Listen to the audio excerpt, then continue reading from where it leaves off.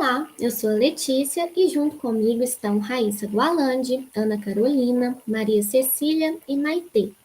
Nós vamos falar sobre a terapia de quelação. Mas antes, nós precisamos saber quais são os metais pesados que podem ser absorvidos pelo corpo humano. Bom, a poluição e os desastres ambientais, principalmente aqueles ocorridos mais recentemente em Mariana e em Brumadinho, geraram bioacumulação de metais pesados no organismo dos moradores dessas cidades pela contaminação da água. Além disso, os agrotóxicos e pesticidas, produtos cosméticos, como esmalte, tinta para cabelo, além de amálgamas dentárias, são algumas das fontes de intoxicação a que estamos frequentemente expostos.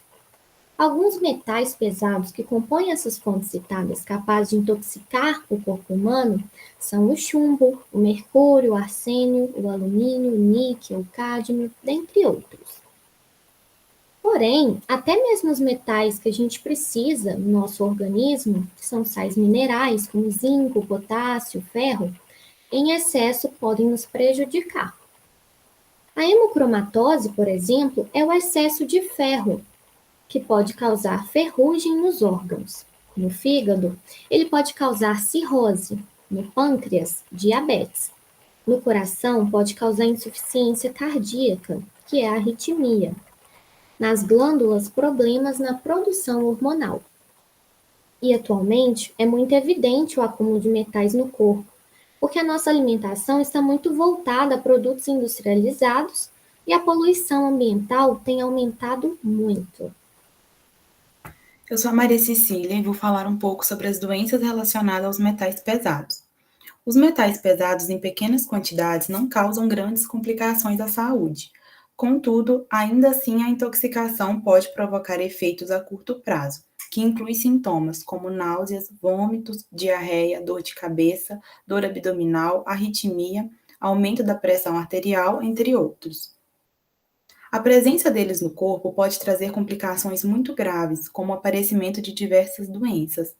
O acúmulo desses metais pesados no cérebro, principalmente o alumínio e o chumbo, pode causar diversas alterações cerebrais, como neurodegeneração, perda da concentração, deficiência de memória e afeta também a aprendizagem.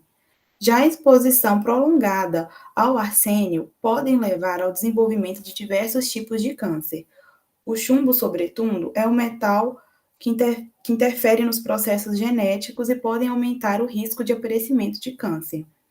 Diversos metais pesados podem causar irritações gastrointestinais e prejudicar a absorção de nutrientes pelo nosso corpo. Assim, reduzem a quantidade de glóbulos vermelhos e aumentam a chance de ter quadros de anemia.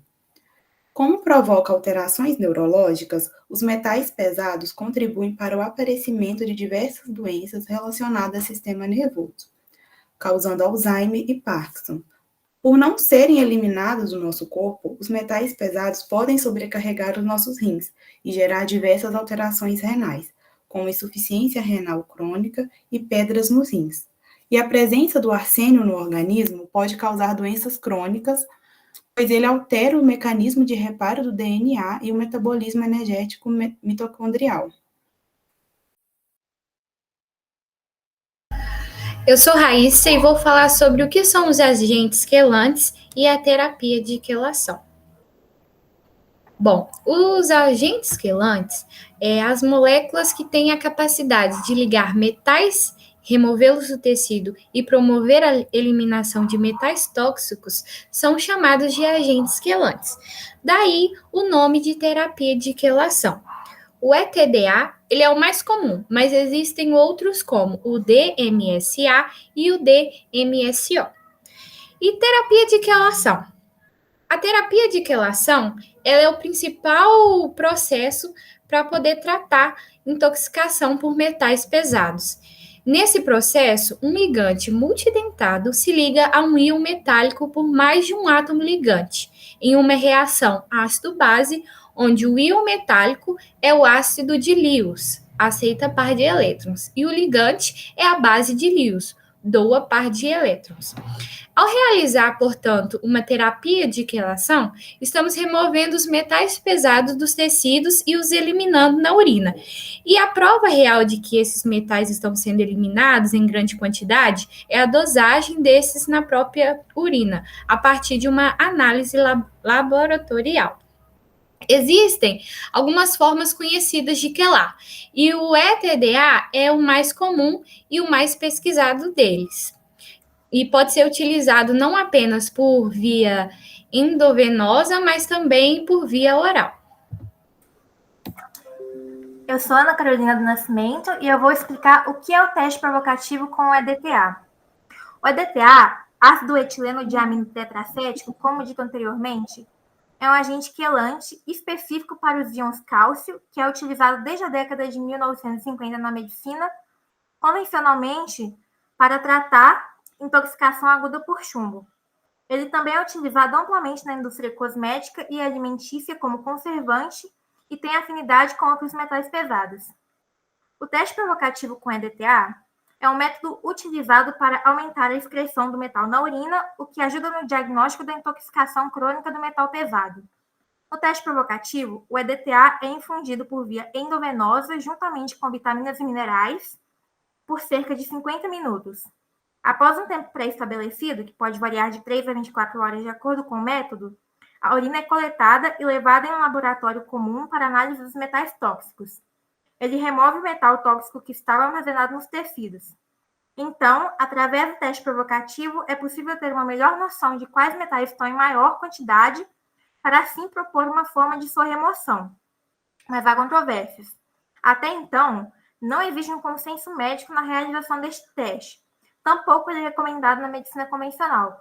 Porém, o teste provocativo tem sido utilizado na experiência clínica de médicos e informado também em publicações médicas. Eu sou a Maitê e eu vou falar sobre os prós e os contras da terapia de quelação. Bom, uma das vantagens é que a terapia de quelação ela é indicada para tratamento de diversas doenças, como a angina, a gangrena, a artrite, esclerose múltipla, doença de Parkinson, psoríase, doença de Alzheimer. E qual é a desvantagem? A desvantagem é que essa terapia causa diversas reações, como irritação local no lugar da infusão, reações cutâneas, náuseas, dor de cabeça, tonturas, hipoglicemia, febre, câimbras nas pernas, lesão renal, anemia, choque de insulina e raros casos de morte. Bom, é necessário também tomar algumas precauções. É importante para as pessoas que recebem uma terapia de quelação trabalhar somente com profissionais experientes. Não deve ser realizada sem ter feito uma boa avaliação física do estilo de vida, do histórico e teste de laboratório.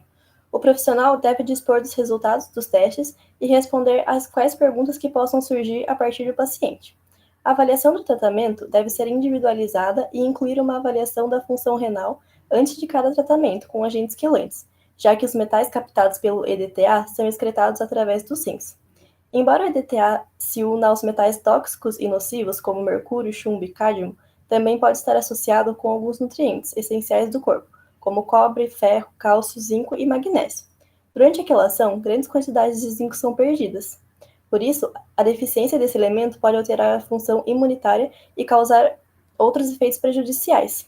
Sendo assim, costumam ser administrados suplementos de zinco aos pacientes submetidos à quelação, mas não se sabe se isso é adequado para evitar sua deficiência.